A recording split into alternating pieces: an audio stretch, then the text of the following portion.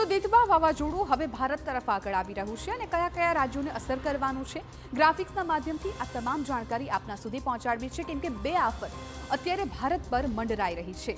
ખાસ તો ભારત પર આ બે આફત કે જે દક્ષિણ ભારત પર એક સાથે બે વાવાઝોડાનો ખતરો જોવા મળી રહ્યો છે। એટલે દક્ષિણ ભારતના જે રાજ્યો છે જેમ કે તમિલનાડુ, આંધ્રપ્રદેશ આ એવા રાજ્યો છે કે જ્યાં વાવાઝોડાની અસર વધુ પડી શકે। દિતવા અને સેન્યાર સાથે મળીને તબાહી મચાવશે કેમ કે અગાઉ સેન્યાર વાવાઝોડું કે જે અન્ય દેશોમાં તબાહી મચાવી ચૂક્યું છે જે ધીમે ધીમે હવે ભારત તરફ આગળ વધી રહ્યું છે। દક્ષિણના 4 એવા રાજ્યો છે કે જ્યાં ભારે વરસાદની શક્યતાઓ વ્યક્ત કરવામાં આવી રહી છે। ખાસ કરીને તમિલનાડુમાં 30મી સુધી અતિ ભારે વરસાદની ચેતવણી આપવામાં આવી છે। એટલે ભર શિયાળે તમિલનાડુમાં વરસાદ પડી શકે છે અને 28 થી 29 નવેમ્બરે કેટલાક જિલ્લાઓમાં ભારે વરસાદ પડી શકે છે। એટલે આજે અને આવતીકાલે અમુક એવા દક્ષિણ ભારતના રાજ્યો છે કે જ્યાં વરસાદ પડી શકે।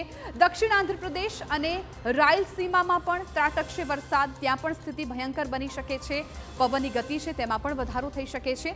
28 નવેમ્બરથી 1 ડિસેમ્બર સુધી ભારે વરસાદની શક્યતા છે। એટલે આજથી લઈને 1 ડિસેમ્બર સુધી દક્ષિણ ભારતના એવા રાજ્યો છે કે જ્યાં વરસાદ પડી શકે।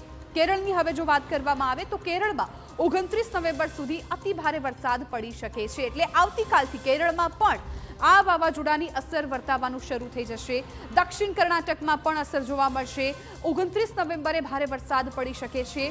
કેરળની સાથે સાથે આવતીકાલે દક્ષિણ કર્ણાટકમાં પણ ભારે વરસાદ તબાહી મચાવી શકે છે અને તેલંગાણામાં 30 નવેમ્બર અને 1 ડિસેમ્બરે ભારે વરસાદની શક્યતાઓ વ્યક્ત કરવામાં આવી છે।